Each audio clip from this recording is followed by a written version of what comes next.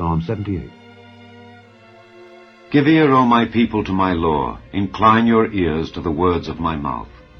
I will open my mouth in a parable. I will utter dark sayings of old, which we have heard and known, and our fathers have told us. We will not hide them from their children, showing to the generation to come the praises of the Lord, and his strength, and his wonderful works that he hath done.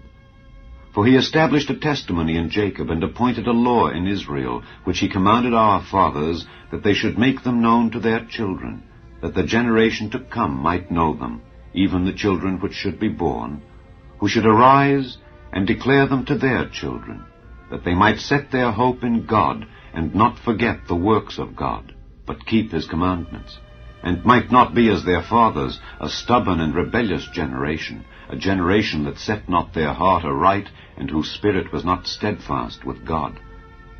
The children of Ephraim, being armed and carrying bows, turned back in the day of battle. They kept not the covenant of God, and refused to walk in his law, and forget his works and his wonders that he had showed them. Marvelous things did he in the sight of their fathers in the land of Egypt, in the field of Zoan. He divided the sea, and caused them to pass through, and he made the waters to stand as an heap. In the daytime also he led them with a cloud, and all the night with a light of fire.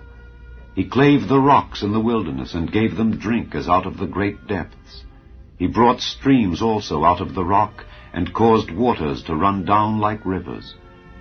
And they sinned yet more against him by provoking the Most High in the wilderness. And they tempted God in their heart by asking meat for their lust. Yea, they spake against God. They said, Can God furnish a table in the wilderness? Behold, he smote the rock, that the waters gushed out, and the streams overflowed. Can he give bread also? Can he provide flesh for his people?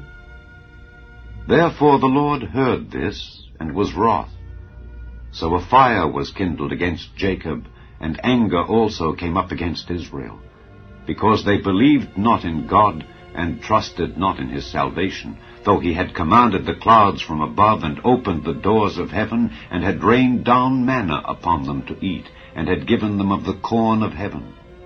Man did eat angels' food. He sent them meat to the full. He caused an east wind to blow in the heaven, and by his power he brought in the south wind. He rained flesh also upon them as dust, and feathered fowls like as the sand of the sea, and he let it fall in the midst of their camp round about their habitations. So they did eat, and were well filled, for he gave them their own desire. They were not estranged from their lust. But while their meat was yet in their mouths, the wrath of God came upon them, and slew the fattest of them, and smote down the chosen men of Israel. For all this they sinned still, and believed not for his wondrous works. Therefore their days did he consume in vanity, and their years in trouble. When he slew them, then they sought him, and they returned and inquired early after God. And they remembered that God was their rock, and the high God their Redeemer. Nevertheless they did flatter him with their mouth, and they lied unto him with their tongues. For their heart was not right with him, neither were they steadfast in his covenant. But he, being full of compassion, forgave their iniquity, and destroyed them not. Yea, many a time turned he his anger away, and did not stir up all his wrath. For he remembered that they were but flesh, a wind that passeth away, and cometh not again.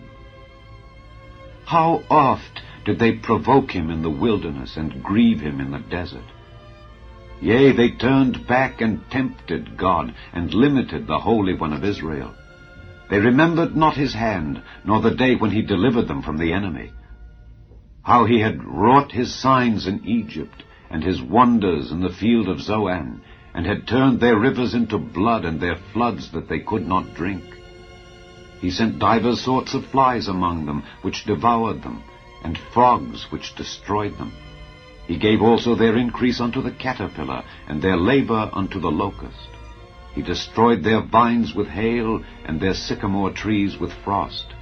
He gave up their cattle also to the hail, and their flocks to hot thunderbolts. He cast upon them the fierceness of his anger, wrath, and indignation, and trouble, by sending evil angels among them. He made a way to his anger. He spared not their soul from death, but gave their life over to the pestilence, and smote all the firstborn in Egypt, the chief of their strength in the tabernacles of Ham, but made his own people to go forth like sheep, and guided them in the wilderness like a flock. And he led them on safely, so that they feared not, but the sea overwhelmed their enemies. And he brought them to the border of his sanctuary, even to this mountain which his right hand had purchased. He cast out the heathen also before them, and divided them an inheritance by line, and made the tribes of Israel to dwell in their tents. Yet they tempted and provoked the Most High God, and kept not his testimonies, but turned back and dealt unfaithfully like their fathers. They were turned aside like a deceitful bow. For they provoked him to anger with their high places, and moved him to jealousy with their graven images. When God heard this, he was wroth, and greatly abhorred Israel, so that he forsook the tabernacle of Shiloh, the tent which he placed among men, and delivered his strength into captivity, and his glory into the enemy's hand. He gave his people over also unto the sword, and was wroth with his inheritance. The fire consumed their young men, and their maidens were not given to marriage. Their priests fell by the sword, and their widows made no lamentation. Then the Lord awaked as one out of sleep, and like a mighty man that shouteth by reason of wine. And he smote his enemies in the hinder parts, he put them to a perpetual reproach. Moreover, he refused the tabernacle of Joseph, and chose not the tribe of Ephraim, but chose the tribe of Judah, the Mount Zion which he loved. And he built his sanctuary like high palaces, like the earth which he hath established forever. He chose David also his servant, and took him from the sheepfolds. From following the ewes great with young, he brought him to feed Jacob his people, and Israel his inheritance. So he fed them according to the integrity of his heart, and guided them by the skillfulness of his hands. Psalm 79. O God, the heathen are come into thine inheritance. Thy holy temple have they defiled, they have laid Jerusalem on heaps.